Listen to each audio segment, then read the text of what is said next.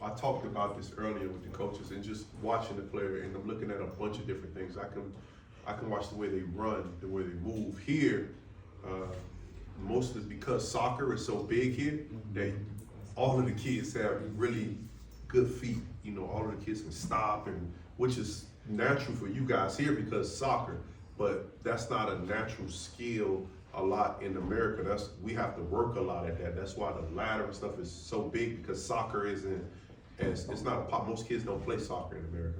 So what these kids can do from a stop and around the cone thing is really good. So they do that at a higher level. So when I'm looking, I'm evaluating the kid. That's one thing. Like, how is his feet? You know, like, I got really good. All of these kids have really good feet. Now, some other things that maybe not as natural because you don't do a lot of other stuff that we have in America, but just evaluating every kid differently and seeing what their makeup. Because the beauty about football, it takes a whole bunch of different skill types and body types to play that game.